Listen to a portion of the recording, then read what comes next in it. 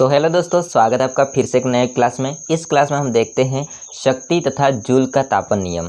ये क्लास 10 का 12वें चैप्टर का लास्ट एंड फाइनल वीडियो है, तो इसको देखिए ध्यान से। शक्ति क्या होता है, जूल का तापन नियम क्या होता है, उसके बारे में अपन डिटेल से देखेंगे, साथ में हम सवाल भी सॉल्व करेंगे लास्ट में। तो देखिए ध्यान से, मैंने यहाँ पर कुछ डेफिनेशन लिख दी है। कार्य करने की जो दर होती है या फिर ऊर्जा में उपभुक्त होने की जो दर होगी उसको अपन कहते हैं शक्ति। वैसे अपन बचपन छोटी क्लास से ही पढ़ते आ रहे हैं कि कार्य करने की जो दर होती है इसको अपन क्या कहते हैं, शक्ति कहते हैं। ठीक बात है। अब इसी को अपन समझते हैं आगे। तो इसी की दूसरी डेफिनेशन क्या हो जाएगी, ऊर्जा के उपभुक्त होने की दर को हम क्या कह सकते हैं, शक्ति कह सकते हैं। शक्ति होता है इसको अपन P से दर्शाते हैं, यानी कि इसको अपन P प्रतीक हो जाएगा शक्ति के लिए। अब हम समझेंगे कि इस डेफिनेशन के आधार पर शक्ति का सूत्र क्या बन जाएगा। समझिए ध्यान से, शक्ति होता है इसको अपन P से दर्शाते हैं। तो P बराबर होगा क्या, कार्य करने की दर। दर का मतलब होता है भाई सब समय, और कार्य मतलब हम जानते हैं वर्क। ठीक है, तो कार्य बटा, कार्य को हम W से दर्शाते हैं, बटा समय हो जाएगा। तो ये है आपका शक्ति का सूत्र। शक्ति का सूत्र क्या है, कार्य बटा समय। ओके, बात सही है। साथ में हम देख लेते हैं इसका SI मात्रक। तो इसका अगर SI मात्रक की बात करते हैं, SI मात्रक, तो अगर सूत्र के हिसाब से देखा जाए, सूत्र के हिसाब से, ठीक है, SI मात्रक, तो क्या हो जाएगा, शक्ति कार्य, कार्य का मात्रक क्या होता है, जूल, जूल होता है ना कार्य का मात्रक। इसको मैं ऐसे कर देता हूँ, कार्य यानी कि W बटे समय बराबर कार्य का मात्रक क्या है, जूल है, इसको J से दर्शाते हैं, बटे समय का मात्रक क्या होता है, सेकंड, सेकंड को S से दर्शाते हैं। तो यहाँ पर SI मात्रक क्या होगा, जूल पर सेकंड। ठीक है, जूल पर सेकंड। शक्ति का मात्रक वाट, ये भी कह सकते हैं। वाट को अपन लिखते हैं WATT, वाट। ठीक है, तो जो कार्य होता है उसका मात्रक है जूल, समय होता है इसका मात्रक है सेकंड। सेकंड नीचे है तो उसको ऊपर लिखने के लिए हम क्या बोलेंगे, प्रति बोलेंगे या -1 लिखेंगे, तो जूल पर सेकंड, या फिर इसी को अपन कहते हैं वाट। तो शक्ति का ऐसा ही मात्रक क्या है, वाट। तो ये हो जाएगा आपका शक्ति के बारे में। अब इसी के आधार पर हम समझते हैं जूल का तापन नियम क्या होता है। समझिए बात को ध्यान से, हम लिखेंगे आगे। हम जानते हैं, क्या जानते हैं, विभवांतर का सूत्र। विभवांतर मैंने पढ़ा चुका हूँ पहले, याद हो तो सूत्र। विभवांतर का सूत्र होता है V बराबर कार्य यानी कि W बटे आवेश। ये विभवांतर का सूत्र होता है, आवेश को Q से दर्शाते हैं। ठीक है, देखिए यदि हम किसी एक कूलम आवेश को एक बिंदु से दूसरे बिंदु तक ले जाने में जितना कार्य करते हैं उसे हम क्या कहते हैं, विभवांतर कहते हैं। तो इस आधार पर कार्य बटे आवेश ये विभवांतर का सूत्र हो जाता है। अर्थात होगा कैसे, V बराबर W बटे Q। यदि मैं क्या करता हूँ, यहाँ पर W को अकेला करना चाहता हूँ, तो W को अकेला करूँगा तो क्रॉस गुणा के माध्यम से ये Q होगा वो V के साथ गुणा हो जाएगा। तो जो आगे बनेगा सूत्र वो बनेगा W बराबर V इंटू Q। ठीक बात है, ओके। यदि मैं इस समीकरण नाम देता हूँ इसको फर्स्ट, आगे इसको अगर सॉल्व करेंगे तो क्या होगा, P बराबर W बटे T। इसको अपन नाम देते थे समीकरण फर्स्ट। अब यहाँ पर होता क्या है, W का मान होता है वो समीकरण 1 में रखते हैं, यानी कि इसमें W की जगह इस W का मान रख देते हैं। मैं लिखूँगा यहाँ पर W का मान, या समीकरण 1 में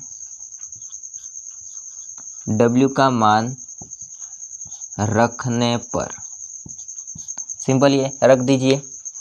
तो P बराबर W बटा T, P बराबर W बटा T, जहाँ पर हम W की जगह क्या इसका मान रखेंगे, W का मान V इंटू Q। तो हो जाएगा V into Q.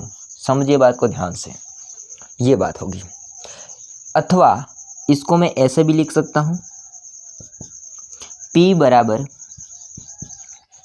Q open T into ये V। यदि मैं इस Q को यहाँ पर लिखूँ और V को इधर लिखूँ तो कोई प्रॉब्लम नहीं है, तो Q ओपन T और इंटू V ऐसे लिखूँ तो भी कोई बात नहीं है। अब आप देख रहे हैं, समझिए ध्यान से, यहाँ पर Q ओपन T किसके बराबर हो सकता है, अंदाज़ा लगाइए। चूँकि हम जानते हैं धारा यानी कि I बराबर Q ओपन T आवेश बटा समय, ये है बटुआ धारा का सूत्र। समझ रहे हो ना मेरी बात को? आवेश बटा समय Q ओपन T ये किसके बराबर है, I के बराबर है। जहाँ पर Q ओपन T की जगह मैं क्या लिख सकता हूँ, I लिख सकता हूँ। तो सिंपली यहाँ पर हो जाता है P बराबर, यहाँ पर I लिख दूँ तो I इंटू V। ये भी एक समीकरण है आपके शक्ति की, जिसको हम कहते हैं निवेशी शक्ति। इसका नाम हो जाएगा भैया, समीकरण अपन नाम देते थे कौन सा, सेकंड। ओके, ये सेकंड समीकरण है और इसी को हम नाम देते हैं निवेशी शक्ति। ये निवेशी शक्ति का है, निवेशी शक्ति। अब एक काम कीजिए, आप फटाफट स्क्रीनशॉट ले लीजिए फटाफट से इसका, और मैं यहाँ पर और समझाता हूँ ऊपर। इसको आगे जूल का तापन नियम होगा, उसका सूत्र निकालेंगे अपन। तो हाँ जी, यहाँ पर समझिए आगे। देखिए मैंने इसको ऐसे कर दिया है, ये मिटाया नहीं है, वैसे के वैसे रहने दिया है। अब इसको आगे सॉल्व करते हैं। इसको मैं वापस ऊपर से सॉल्व कर रहा हूँ, है ना, दिक्कत तो नहीं होगी कोई। आपको पता है यहाँ से हमने स्टार्ट किया था समीकरण फर्स्ट से और समीकरण सेकंड तक निकला है। अब जो नीचे वाला होगा वो मैं ऊपर सॉल्व कर रहा हूँ। तो ध्यान रखिए आगे क्या होगा, P बराबर I इंटू V। आगे होगा P बराबर I इंटू V, ये समीकरण निवेशी शक्ति की। अब आप समझिए ध्यान से, P बराबर I इंटू V, जहाँ पर हम समझेंगे, हम जानते हैं ओम के नियम से, हम जानते हैं ओम के नियम से या ओम नियम से। ओम के नियम के अनुसार सूत्र हो जाता है V बराबर IR। समझ रहे हैं ना मेरी बात को? ये है आपकी समीकरण सेकंड है ना, नीचे लिखा हुआ है सेकंड समीकरण, समीकरण सेकंड है। V बराबर IR, ये ओम के नियम से है। यदि मैं इसको और अथवा में लिख सकता हूँ, अथवा ऐसे भी लिख सकता हूँ। यदि मैं I को अकेला करूँ तो होगा क्या, जो R भाई साहब हैं वो V के नीचे चले जाएंगे, सिंपल है। तो दूसरा ये होगा कि I बराबर V ओपन R। समझ रहे ना? अब समझिए, यहाँ पर I भी है और V भी है, तो हम क्या करेंगे, समीकरण 2 में एक बार V का मान रखेंगे IR और दूसरी बार हम I का मान रखेंगे V ओपन R को। समझते हैं? हम लिखेंगे यहाँ पर समीकरण 2 में V तथा I का मान रखने पर, समझिए ध्यान से, P बराबर, यदि मैं पहले क्या करता हूँ, V की जगह मान रखता हूँ उसका, तो I तो वैसा वैसा रहेगा। देखिए I इंटू V था पहले अपना, तो V की जगह उसका मान रखेंगे, तो V का मान क्या है, IR, तो यहाँ पर हो जाता है IR। आगे इसको सॉल्व करेंगे तो क्या होगा, P बराबर I का स्क्वायर हो जाएगा और R हो जाएगा। ठीक बात है, ये हो जाती है समीकरण थर्ड। ध्यान रखना होगा इस समीकरण को, समीकरण थर्ड को। आगे समझते हैं। आगे हम क्या करेंगे, अथवा P बराबर, यहाँ पर लिखेंगे P बराबर I V, जहाँ पर I का मान रखेंगे, तो P बराबर I की जगह उसका मान रखेंगे V ओपन R, तो V ओपन R और इंटू में V तो है इससे पहले से, तो इसको और आगे सोल्व करते हैं, तो P बराबर V गुणा हो जाता है, तो V का स्क्वायर बटे नीचे हो जाएगा R। और ये है आपके चौथी समीकरण। ठीक है, इसको समीकरण 4 नाम दे देते हैं। ध्यान रखिए, इस समीकरण का वापस काम आएगा। अब आगे और सॉल्व करते हैं अपन। देखो कहाँ से स्टार्ट हो रहा है, यहाँ से स्टार्ट हो रहा है, फिर इधर जाएगा, फिर इधर जाएगा। आगे समझिए, यदि मैं कार्य यानी कि W को ऊर्जा बोलूं, यानी कि E बोलूं, ऊर्जा को यदि मैं ऊष्मा बोलूं तो कोई बात नहीं, यहाँ पर ऊष्मा को ऐसे दर्शाते हैं, हीट मतलब H। ओके, यदि कार्य को मैं ऊर्जा के बराबर मानूं, ऊर्जा को यदि मैं ऊष्मा के बराबर मानूं, इसका मतलब क्या होगा कि मैं कार्य की जगह ऊष्मा यानी कि H को लिख सकता हूं। तो भाई साहब तब शक्ति का सूत्र क्या लगेगा, ये वाला, ठीक है। तब शक्ति यानी कि P किसके बराबर होगा, तब शक्ति W/T है, तो यहाँ पर लिखिए W/T है। W की जगह मैं क्या लिख सकता हूँ, ऊष्मा, यानी कि यहाँ पर मैं लगा सकता हूँ H। इसको हमें क्या करता हूँ आगे, यदि H को अलग करूँगा तो ये आपका T होगा, वो P के साथ गुणे में जाएगा। तो अगला सूत्र क्या बन सकता है आगे, H बराबर P इंटू T, और ये आपका एक सूत्र ये बन जाता है। इसका हम नाम देते हैं समीकरण 5, है ना। यहाँ पर समीकरण 4 है तो यहाँ पर समीकरण 5। अब इस समीकरण 5 में, पांचवी समीकरण में P की जगह P का मान रखेंगे, और P की जगह P के दो मान हैं। ये तो एक तो ये रहा तीसरा समीकरण, और एक ये रहा चौथा समीकरण। तो मैं लिखूंगा समीकरण 5 में, समीकरण 5 में समीकरण 3 और समीकरण 4, समीकरण 3 व समीकरण 4 से P का मान रखने पर,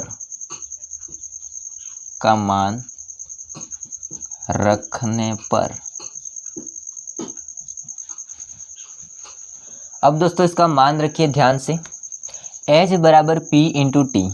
तो H बराबर P की जगह हम पहले इसका मान रखते हैं, तो P का मान क्या है, I²R। तो सिंपल रख दीजिएगा, I का स्क्वायर है, R है, और साथ में ये T है पहले से ही।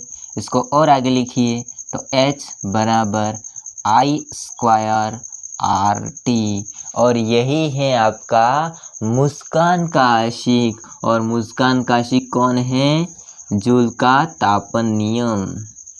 यही है क्या, जूल का तापन नियम। समझ रहे हैं ना मेरी बात को, कैसे किया। देखो पहले हमने क्या किया, यदि हम कार्य को W मतलब कार्य W है उसको हम ऊर्जा मान ले, E मान ले।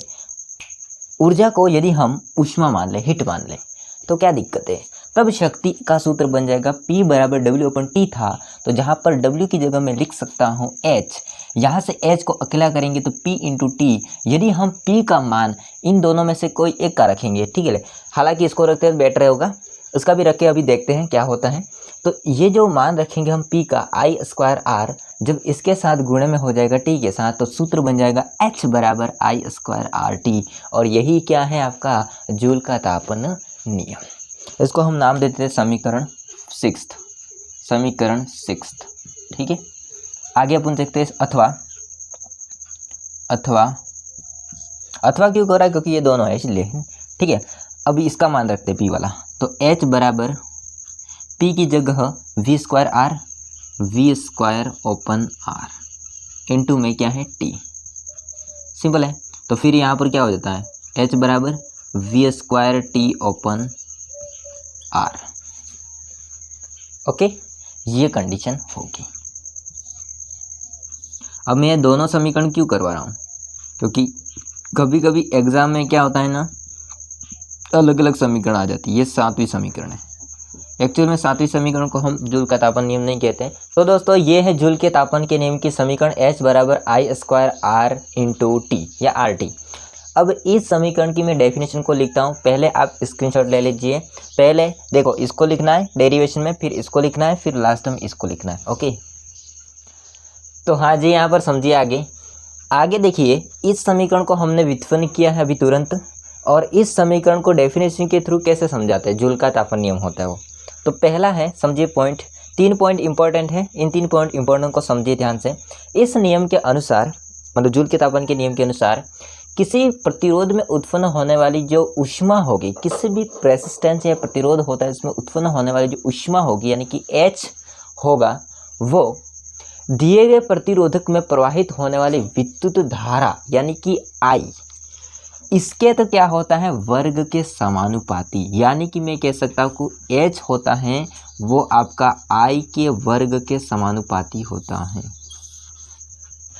सेकंड ये होगी कि दी गई विद्युत धारा यानी कि जो आपकी I होगा, उसके लिए प्रतिरोध यानी कि R होगा, वो उसके भी कैसा होता है, समानुपाती। कौन, ऊष्मा होगी वो, यानी कि मैं कह सकता हूँ कि H भाई साहब हैं वो R के भी क्या होता है, समानुपाती। उस समय के लिए समानुपाती, यानी कि उस समय के लिए H होता है वो समानुपाती होगा या होती है ऊष्मा, जिसके लिए दिए गए प्रतिरोध से विद्युत धारा प्रवाहित होती है। 3 बातें मैटर करती हैं। क्या, सबसे पहले ऊष्मा जो होगी भाई साहब वो धारा के समानुपाती होगी, वर्ग के। सेकंड बात ये होगी रेसिस्टेंट प्रतिरोध के समानुपाती, और थर्ड बात उस समय के समानुपाती होगी जिसके लिए प्रतिरोध से विद्युत धारा प्रवाहित होती है। अब यदि मैं कहूँ कि भाई साहब समानुपाती समानुपाती समानुपाती, इसको मैं ऐसे कर दूँ कि I² RT, तो कोई बात नहीं, यानी कि सबके समानुपाती होता है। अथवा इसको मैं ऐसे भी लिख सकता हूँ कि H बराबर I² RT, और यही क्या है, जूल के तापन नियम समीकरण जिसको हम कहते हैं। भैया जी ये है जूल का तापन नियम। और एक इम्पॉर्टेंट बात होती है वो मैं आपको बता देता हूँ। यदि सबसे पहले हम बात कर लेते हैं, यहाँ पर शक्ति होगा इसका मात्रक की, तो शक्ति का मात्रक पहले बता चुका हूँ, इसका मात्रक है वॉट। वॉट होता है वो शक्ति का छोटा मात्रक है। यदि मैं इसके बड़े मात्रक की बात करता हूँ तो बड़े मात्रक को हम कहते हैं किलोवाट। किलोवाट, इसको KW से दर्शाते हैं। Okay, KW। शक्ति का छोटा मात्रक है वॉट, बड़ा मात्रक है किलोवाट। यदि मैं बात करूंगा कि 1 किलोवाट होगा, 1 किलोवाट होगा वो कितने वॉट के बराबर होता है, तो 1 किलो, किलो का मतलब होता है 1000। ओके, तो 1 किलोवाट होगा वो 1000 वॉट के बराबर होगा। लेकिन भैया जी मैं एक बात करूं, 1 किलोवाट घंटा कितने वॉट या जूल के बराबर होता है, ये हम समझते हैं। तो मैं लगा देता हूं 1 किलोवाट घंटा कितने जूल के बराबर होता है। तो जहां पर 1 किलोवाट का मतलब होता है 1000 वॉट, लेकिन घंटा का मतलब क्या होगा, घंटे को मिनट में बदलेंगे, मिनट से सेकंड में, यानी कि 60 × 60 हो जाएगा। तो यहाँ पर बात कर लेते हैं 60 × 60, ये हो जाएगा आपका सेकंड। इसको गुणा करते हैं आगे। जब इसका गुणा करेंगे, अभी इसको रहने देते हैं 1000 वॉट को, इसका पहले गुणा कर लेंगे तो कितना हो जाएगा 3600 सेकंड। अब इस 3600 सेकेंड का गुणा 1000 वॉट से करते हैं, 1000 होता है उसका गुणा 3600 के साथ करते हैं। तो एक बात ध्यान रखिए, जीरो कितने गिन लीजिए, 1 2 3 4 5। यदि मैं 36 को आगे 36 ही रहने देता हूँ और पीछे जो जीरो है इसको घात में लिख देता हूँ, 10 की घात कितने 5। अब वॉट है एंड सेकेंड है तो वॉट सेकेंड, सिंपल है। एक बात ध्यान रखिए, यदि मैं 10 की घात को 6 करना चाहूँगा तो क्या करूँगा, 3 और 6 के मध्य एक पॉइंट लगा दूंगा, तो यहाँ पर हो जाता है 3.6 × 10 की पावर 6, ये भाई साहब हो जाएगा वॉट सेकेंड। अब आप ध्यान रखिए, जैसे पॉइंट हटेगा नीचे 10 आएगा, एक जीरो होगा वो एक जीरो से कट जाएगा, वापस 10 की घात 5 हो जाएगा और वापस 36 हो जाएगा। तो जब मैंने पॉइंट लगाया तो कोई फ़र्क नहीं पड़ा, बस यहाँ पर हम क्या कर देंगे, एक जीरो और लगा देंगे। यही आपको देखने को मिल जाता है वॉट सेकंड। जब 1 किलोवाट घंटे की बात करेंगे तो कितने वॉट सेकंड के बराबर होगा, तो 3.6 इंटू 10⁻6 वॉट सेकंड। यदि इसी को जूल बोलेंगे तो भी कोई प्रॉब्लम नहीं होगी। ठीक बात है, 10⁻6 जूल। और यही बात मैंने की थी आपको कि 1 किलोवाट घंटा होगा वो कितने जूल के बराबर होगा, तो कितने जूल के बराबर होगा, 3.6 इंटू 10⁻6 जूल के बराबर होता है। एक बार इसका स्क्रीनशॉट ले लीजिए और आगे 2 सवाल करवाता हूँ, ठीक है। तो हाँ जी, यहाँ पर समझिए ध्यान से आगे। 2 सवाल मैंने लिखे हैं, एक शक्ति का है और एक है जूल के तापन नियम का, ठीक है। तो जूल के तापन नियम का और शक्ति का 2 सवाल मैं करवाऊंगा। ध्यान से समझना, सवाल जब आते हैं एग्जाम में तो किस प्रकार से आपको करना है, जिसमें से पूरे के पूरे नंबर आपको मिल जाए सवाल के। ठीक बात है। सबसे पहले हम बात कर लेते हैं इस सवाल की। देखिए, इस सवाल को मैंने यहाँ से यहाँ तक लिखा है, सेकंड को यहाँ पर लिख दिया है, यानी कि दोनों को बार बार लिखने की जरूरत नहीं पड़ेगी। पहले सवाल को हम हल करते हैं। हल करने से पहले हम इसको पढ़ेंगे एक बार, तो ध्यान से। आपको एग्जाम में सवाल आते ही ध्यान से एक बार पढ़ना है, ध्यान लगा करके। फिर अगर समझ नहीं आता है तो फिर वापस रिटर्न पढ़ना है। और जहाँ पर जो मान दे रखा है वहाँ पर आप क्या कीजिए, अंडरलाइन कर लीजिए। किसी 4 ओम प्रतिरोध से प्रति सेकंड, बात को समझना ध्यान से, किसी 4 ओम प्रतिरोध से प्रति सेकंड 100 जूल ऊष्मा उत्पन्न हो रही है, तो प्रतिरोधक के सिरों पर विभवांतर ज्ञात कीजिए। समझिए बात को ध्यान से। जो चीज़ हमको दे रखी है वो हम लिख लेते हैं पहले है। तो भाई साहब हम लिखेंगे हमें या दिया गया है। तो दिया क्या गया है, तो दिया गया है भाई साहब सबसे पहले ओम। जब ओम की बात आती है तो बात करेंगे हम प्रतिरोध की। अगर आपको समझ में नहीं आता है तो पीछे यूनिट से पहचान सकते हैं। तो एक तो हमको दे रखा है प्रतिरोध, यानी कि बोले तो आर दे रखा है। प्रतिरोध यानी कि आर दे रखा है। आर कितना दे रखा है, 4 ओम। ठीक बात है। अगला हमें दे रखा है 100 जूल ऊष्मा, यानी कि H का मान दे रखा है। इससे पहले गौर करके समझ लीजिए, प्रति सेकंड मतलब 1 सेकंड की बात कर रही है। कितने सेकंड की, 1 सेकंड की बात कर रहे हैं। तो 100 जूल है ऊष्मा, यानी कि ऊष्मा हमको दे रखी है, H का मान दे रखा है 100 जूल। इसके बाद समय हमको कितना दे रखा है भाई साहब, प्रति सेकंड मतलब 1 सेकंड। और हो रही है तो प्रतिरोधक होता है, इसके सिरों के मध्य विभवांतर ज्ञात कीजिए, यानी कि हमको विभवांतर ज्ञात करना है, V ज्ञात करना है। क्या ज्ञात करना है, V को निकालना है। अब देखो, हमको इस मान से पता चल रहा है कि जहाँ पर H आया है इसका मतलब सूत्र कौन सा लगेगा, जूल के तापन नियम का। तो हम जानते हैं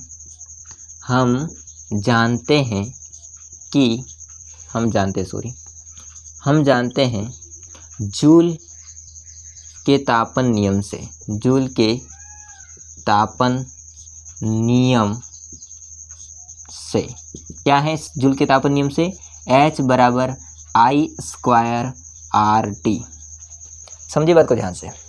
H का मान दे रखा है, I का मान दे रखा है, नहीं दे रखा है, R का मान दे रखा है, हाँ जी, T का मान दे रखा है, हाँ जी। तो हम किसका मान निकालेंगे, I का मान। फिर I के मान से ही हम का विभवांतर निकलेगा।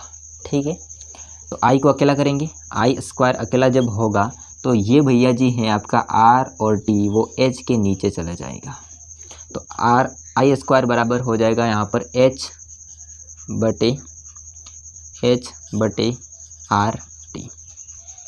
यदि मैं इस स्क्वायर को हटाना चाहता हूँ तो क्या कर सकता हूँ, I बराबर यहाँ पर रूट लगा देता हूँ इनके ऊपर, तो आपका जो होगा फर्क वो हट जाएगा इसके ऊपर। ठीक है। अब सिंपली मान रख दीजिए। तो सिंपली मान क्या रखेंगे, I बराबर रूट H का मान कितना है, 100 जूल। H का मान कितना है, 100 जूल बटे R का मान कितना है, 4 ओम। R का मान कितना है, 4 ओम इंटू T का मान कितना है, 1 सेकेंड। पहले आप इसको गुणा कीजिए इसके साथ, तो कितना होगा, 4 ही होगा। तो आगे अपन करके देखते हैं। 100 जूल बटे केवल बचेगा 4। अब क्या होता है, इस 4 का भाग हमको 100 में देना है तो कितनी बार जाएगा? पहले तो 2 बार जाएगा, फिर 5 बार जाएगा तो 25 आएगा।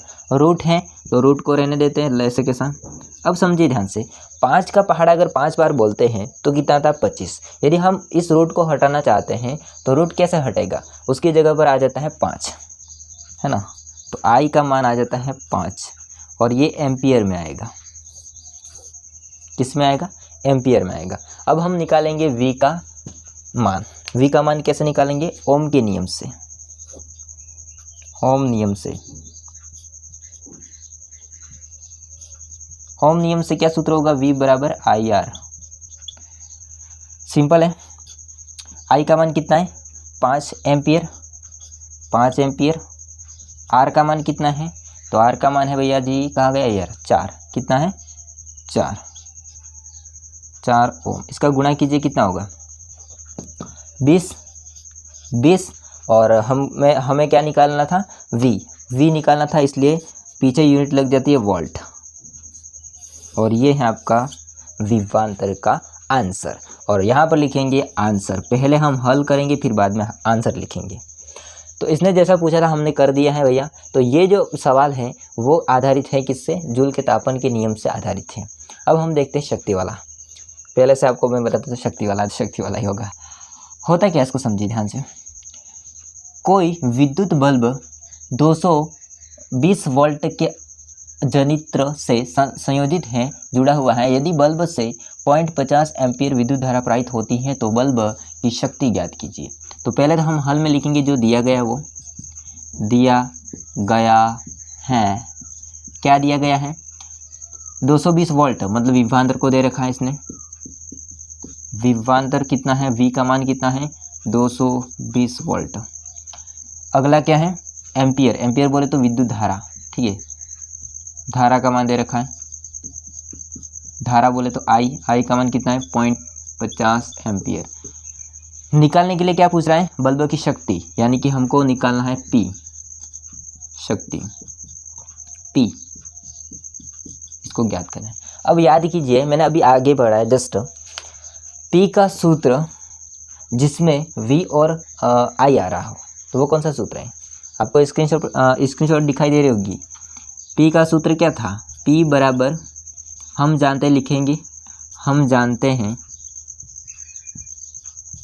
जानते हैं सूत्र P बराबर V इंटू I, या I इंटू V करो तो भी कोई बात नहीं है, ठीक है।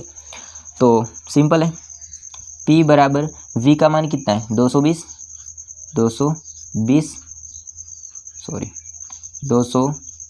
वोल्ट। I का मान कितना है? 0.50 एम्पियर। अब क्या होता है देखिए, इस पॉइंट को मैं हटा देता हूँ। तो हटाने के लिए 1 और 2 संख्या पीछे, तो 2 जीरो लग जाएंगे। अब क्या होता है? 0 से 0 कटेगा, 1 0 से 1 0 कटेगा, 1 0 यहाँ से 1 0 यहाँ से कटेगा। बचेगा क्या? 22 इंटू 5। तो बच जाएगा आगे 22 इंटू 5। इसका जब गुणा करेंगे तो कितना आएगा? पहले 2 बार बोल लिए, कितना आ जाएगा? 10 आ जाएगा। 10 में 0 हासिल अभी 1, फिर 2 बार बोलिए 10 आएगा। 10 और हासिल 11, ठीक है। तो 11 हो जाएगा। 110 क्या आ जाएगा? वोट बोले तो शक्ति का मात्रक हो जाएगा, ठीक है। तो 110 इसका आंसर आ जाता है। ये हो जाएगा शक्ति के लिए। तो दोस्तों, जब भी आप एग्जाम में इस प्रकार के सवाल आते हैं तो पहले क्या कीजिए, ध्यान से पढ़िए, जो दिया गया है उसको लिखिए, फिर हल लिख करके इसको सवाल कीजिए। जो आप जानते हैं, सूत्र लगाना चाहते हैं, वो लिखिए। हम जानते हैं कि सूत्र या उस नियम से सूत्र, ऐसा जैसे कि यहाँ पर लिखा है ना, जूल के नियम से, जूल के तापन के नियम से, ओम के नियम से। तो इस प्रकार से लिखिए। फिर लास्ट में आंसर जो आएगा उसको आंसर करके लिख दीजिए। पूरे मन से पूरे नंबर आएगा, कोई भी नंबर नहीं काटेगा, है ना। 100% नंबर आएंगे पूरे के पूरे। तो दोस्तों, यहाँ से हमारा जो चैप्टर होता है 12वां चैप्टर, वो ख़त्म हो जाता है। जो विद्युत चैप्टर था, इलेक्ट्रिसिटी चैप्टर था, वो ख़त्म हो जाता है। अब हम शुरू करेंगे आगे वाला चैप्टर, जो कि 13वां चैप्टर होता है। वो बस आपको काम क्या करना है, रेगुलर बने रहना है। ओके, तो ये वीडियो कैसा लगा कमेंट करके जरूर बताइएगा। वीडियो अच्छा लगा तो वीडियो को लाइक कीजिए, चैनल को सब्सक्राइब नहीं किया कर देना। सब दोस्तों, मिलते हैं नेक्स्ट वीडियो में। तब तक ले जय हिंद, वंदे मातरम।